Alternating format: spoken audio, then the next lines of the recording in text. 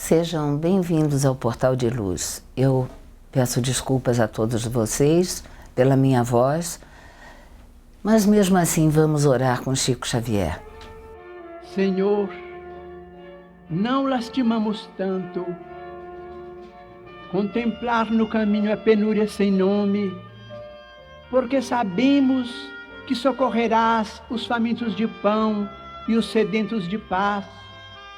Dói encontrar na vida os que fazem a fome.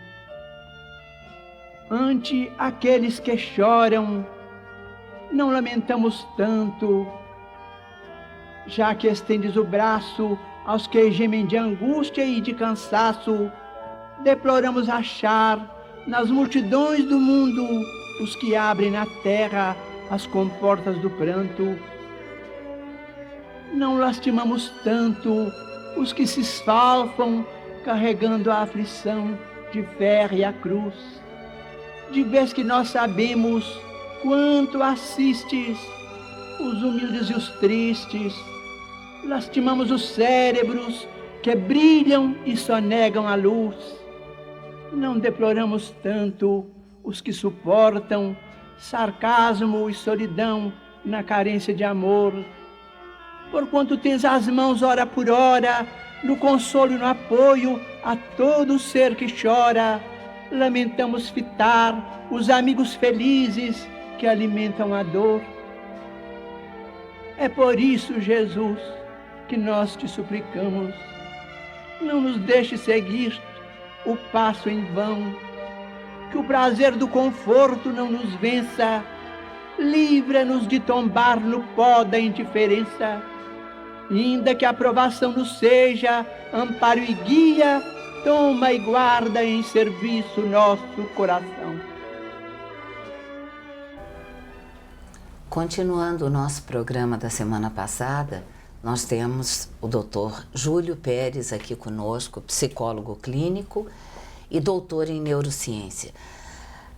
Dr. Júlio, nós presenciamos nos centros espíritas, em todos os lugares religiosos, uma profunda solidão das pessoas, um desamparo. Eu gostaria que o senhor comentasse esse fato. Ótimo. O desamparo é a principal dor humana. Miriam, é impressionante como o número de pacientes e pessoas que eu tenho atendido ao longo de 25 anos, né, de carreira na clínica, é imenso o número de traumas associados ao desamparo, à rejeição, à solidão. Então, é importante que todos nós tenhamos essa dimensão, porque se nós pensarmos que a maior dor humana é decorrente do desamparo e continua sendo, né, observem assim, os dados mundiais, a fome, as guerras, as mortes, urbana. Tudo isso assim, tem como base o desamparo, a pouca atitude fraternal, né? A pouca solidariedade entre as pessoas. E quais são os caminhos de superação dessas pessoas que têm a dor do desamparo?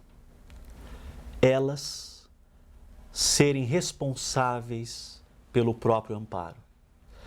A dificuldade, o trauma de uma situação que envolve a rejeição, o desamparo, a solidão, traz uma armadilha inconsciente, como se o bem-estar pudesse vir lá de fora. E as pessoas continuam buscando, na figura, por exemplo, dos pais, dos irmãos ou dos namorados ou cônjuges, esse amparo, quando na verdade o grande desafio para preencher o vazio dessa solidão, do desamparo, é você ser o provedor do seu bem-estar.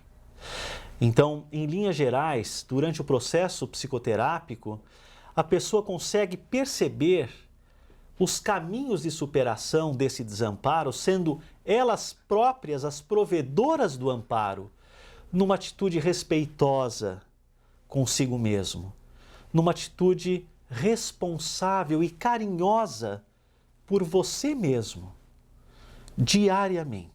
Ou seja, doutor Júlio, adote-se. Exatamente.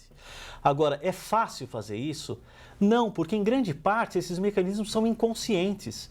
E as pessoas, por exemplo, trocam de cônjuges, né? Por exemplo, é muito comum eu atender pessoas que estão no terceiro, no quarto casamento e descrevem as esposas ou os maridos com as mesmas dinâmicas e as mesmas razões levaram à separação do primeiro, segundo casamento, assim por diante. Por quê?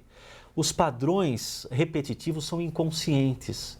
A pessoa busca no outro a completude desse desamparo, desse vazio, e quando determinada situação acontece relacionada a um trauma inconsciente, a uma rota de fuga, ao invés de você aproveitar a oportunidade, criar aliança com a dificuldade e crescer, vencer essa dificuldade, a rota de fuga, a separação ou outras perspectivas evasivas podem vir.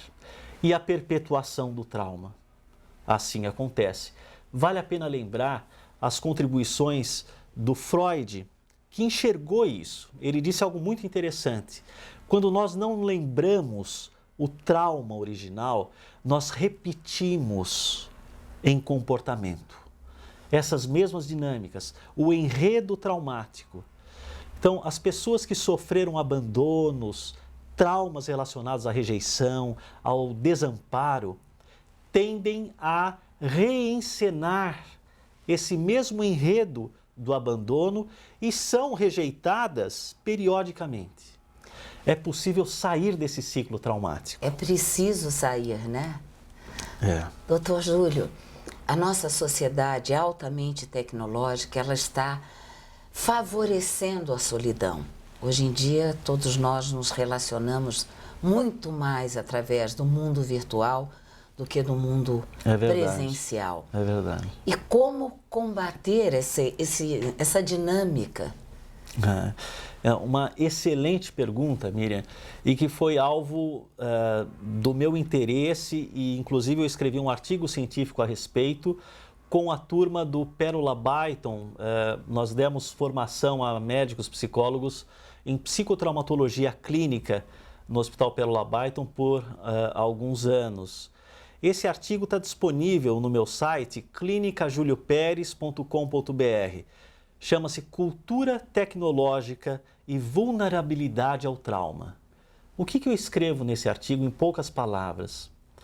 Que hoje, infelizmente, as crianças, ao invés de brincarem umas com as outras, de negociarem nas brincadeiras, porque afinal um amiguinho vai querer fazer uma coisa, o outro vai querer fazer outra, e há um desenvolvimento, um repertório de negociação muito importante nessa fase. É um exercício vital, né? Absolutamente vital e que protege essas crianças na adolescência, na idade adulta, a vulnerabilidade ao trauma. O que elas estão fazendo em grande parte do tempo?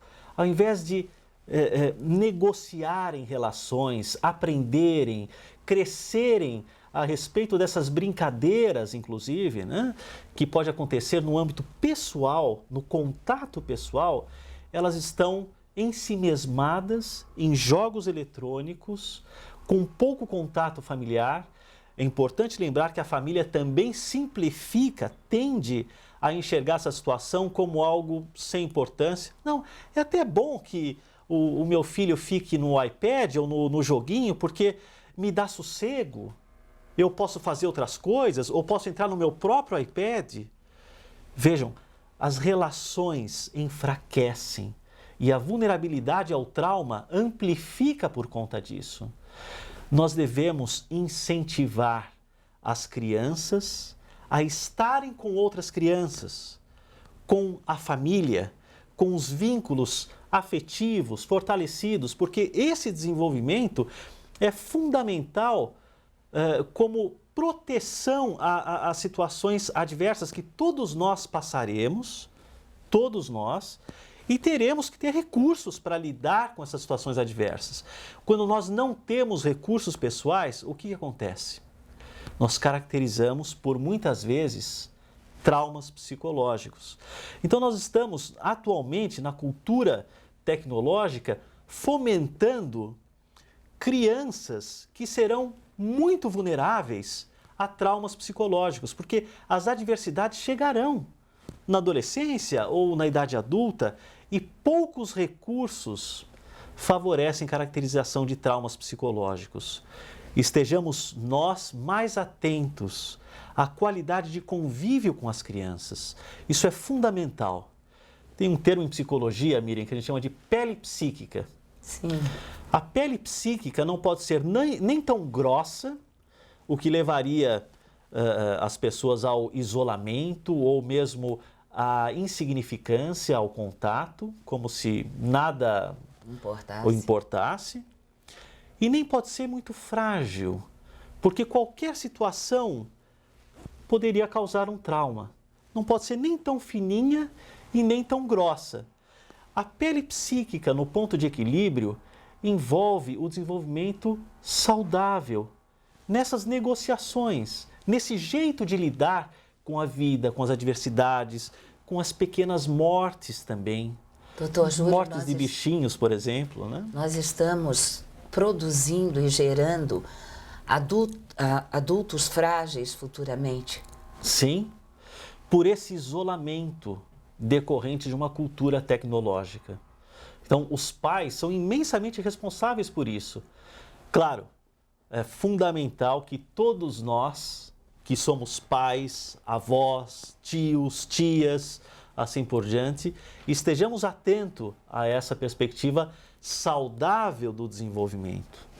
Agora, voltando de uma certa forma, eu gostaria que o senhor explicasse para o nosso público telespectador o que são fobias. As fobias estão dentro de um guarda-chuva que chamamos de transtornos ansiosos. As fobias têm causas multifatoriais. Quer dizer, não é só decorrente de uma situação específica, ou herdabilidade genética, ou um episódio X. Não. Há um conjunto de fatores que favorecem a imersão do que nós chamamos de uma fobia específica. Essas situações geralmente integram eventos traumáticos relacionados à incapacidade. Quando uma situação relativamente superior à capacidade do indivíduo de lidar com a situação, né, ou aquele evento, deixando essa criança ou adulto vulnerável, né, incapaz, a sensação de que ele ou ela não dão conta daquele evento. Essas situações ou microtraumas cumulativos podem favorecer a imersão de um transtorno ansioso como a fobia específica. E justamente no processo psicoterápico, quais são os desafios? A pessoa revisitar essas situações dolorosas, traumáticas, nas quais ela se sentiu desamparada ou vulnerável, ou incapaz, e observar que ela vive um outro contexto e que ela tem sim hoje talentos, capacidades, recursos para lidar com as situações. Então, à medida em que ela se fortalece com a apropriação dos valores pessoais, ela ganha recursos para superar aos poucos essas fobias. E isso na psicoterapia acontece de maneira gradual. Doutor Júlio, dentro desse guarda-chuva nós podíamos colocar a síndrome do medo? Sim, certamente. Que está cada dia mais comum também. O medo pode ser um medo fisiológico que nos protege. Existe uma síndrome chamada Urbach-Wild, que é a calcificação das amígdalas cerebrais, que estão relacionadas e medeiam as expressões de medo, né? E quando a pessoa não tem essas estruturas, ela não tem a expressão do medo, ela morre cedo, porque ela não consegue medir os riscos. Então, o medo fisiológico é muito bom, é uma das 5 emoções básicas e nos protege, muito importante que nós tenhamos. No entanto, o medo patológico vem em decorrência de situações difíceis, dolorosas, e que a pessoa vivenciou uma descarga adrenérgica, né? Aquela situação de alerta, né? Taquicardia, a sensação de que você está numa condição de iminência de morte e pode reagir ou fugir, ou mesmo dissociar. Então, o medo patológico pode assumir esses 2 caminhos básicos de respostas de luta ou fuga ou respostas dissociativas, de anestesiamento. E é muito importante que nós consideremos o seguinte: por trás, por exemplo, de crianças aparentemente anestesiadas ou uma expressão de mansidão e que sofreram abusos sexuais, existe um grande sofrimento subjetivo. Então, a expressão do medo também tem várias faces, não é necessariamente aquela que nós mais observamos no dia a dia, como o susto, ou o encolhimento, ou a reação de luta ou fuga. A Creche Lar do Alvorecer é uma entidade assistencial mantida pelo Grupo Espírita Caibar Schutel. Localizada em Diadema, tem como propósito trabalhar pelo desenvolvimento de uma cultura de paz, através da educação e da assistência a crianças, jovens e adultos. São 250 crianças atendidas diariamente. Conheça nossas atividades e colabore conosco pelo ideal de um mundo melhor. www.lardoalvorecer.org.br. O jornal Folha Espírita, fundado em 18 de abril de 1974, se dedica à divulgação da doutrina espírita. Saiba mais sobre assuntos atuais com o enfoque do espiritismo, além de entrevistas e artigos de diversos colunistas. Você pode escolher na versão digital ou impressa. Acesse e faça sua assinatura. www.folhaespirita.com.br. Nós voltamos agora com o Dr. Júlio Pérez e vamos conversar um pouco a respeito do seu livro Trauma e Superação, que tem uma observação, um comentário da doutora Marlene Nobre. Doutor Júlio, esse livro foi escrito em 2009. Isso, foi publicado em 2009. E são relatos de casos, análises clínicas. Sim, é a união, né, de 2 décadas de prática clínica. Sim. Até a ocasião da publicação, um doutorado e um pós-doutorado, e integrando justamente a psicologia, as neurociências e a espiritualidade. Então, o próprio título já fala sobre esses anos de prática clínica, né, que une a psicologia, neurociências e a espiritualidade. E nesse livro são vários relatos, né, de pacientes a respeito dos seus processos de superação. Eu, hoje, com 25 anos de prática clínica, tenho assim o privilégio e a honra de ter participado de muitas histórias tocantes, muito bonitas de superação. Eu agradeço imensamente a todos os pacientes que me deram a oportunidade de acompanhar as suas jornadas de superação, até porque a vitória deles refletem essas vitórias na luminosidade do entorno, da família, quer dizer, o bem-estar se propaga e naturalmente a gente fica muito contente com isso. Doutor então esses Júlio, relatos estão aqui no livro, né, da superação, esses caminhos que os pacientes justamente estão mostrando, como é que eles chegaram à psicoterapia e como é que eles saíram, né? Em que medida o conhecimento da doutrina ampliou essa sua visão holística do ser humano? como eu nasci em berço espírita, eu sempre observei fenômenos, né, muito interessantes e que chamavam a minha atenção. Por exemplo, eu tive a oportunidade, na minha adolescência, de acompanhar o Dr. Hernani Guimarães Andrade em pesquisas que ele realizava sobre poltergeister.